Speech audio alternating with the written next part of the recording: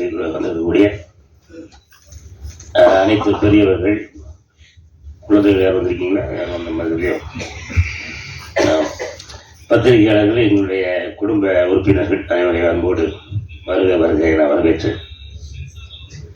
நம்ம எல்லா படத்துக்குடைய ஆடியோ லான்ச்லையும் சரி, இப்போ ப்ரெஸ் மீட்லையும் சரி நம்ம சொல்லுவோம், ஆஹா பயங்கரமா அப்படி பண்ணியிருக்கோம்.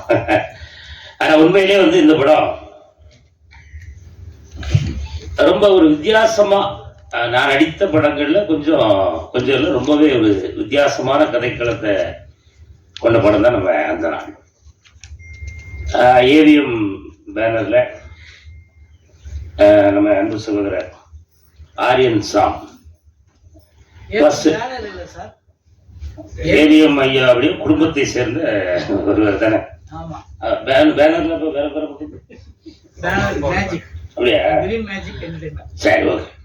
இல்லை இருந்தாலும் அவங்க குடும்பங்கிறது வந்து பேனருங்கிறத சொல்றேன். சாரி பண்ணிக்கணும், மனிதர்கள் நான் டெலிட் பண்ணுங்க பேச. சரி, ஆரியன் சாம் யார் அப்படிங்கிறது உங்க எல்லாருக்கும் தெரியும் நினைக்க. தெரியாதவர்களுக்காக ஒரு சின்ன அறிமுகம். ஐயா ஏவிஎம் சரவணன் ஐயா, பாலசுப்ரமணியன் ஐயா, எம்எஸ் குகன் ஐயா. அவங்க குகன் ஐயா அவர்களுக்கு 2 பெண்கள். அதுல 2 பெண்ல ஒரு பெண்ணை வந்து நம்ம ஹீரோ கல்யாணம் பண்ணியிருக்காரு. பயங்கர ஃபீல்ல எடுத்திருப்பாரு. ஆரியன் வந்து இந்த படத்துல டெபியூ மாதிரியே தெரியாது, சூப்பரா பண்ணியிருப்பாரு. அண்டு அவர் ஒரு அந்த இடத்துல இருக்காரு அப்படின்னா எல்லாமே எங்க கூட ரொம்ப ஜாலியா பேசுவாரு, செம்மையா பழகுவாரு. அவரும் சரி, அண்டு ஹீரோயின் ஆத்யா அவங்களும் சரி, எல்லாருமே ஒரு டீமா ஒர்க் பண்ணியிருக்கோம். படத்துல வந்து ஒரு டைரக்டர் நாங்கள் ஏடி.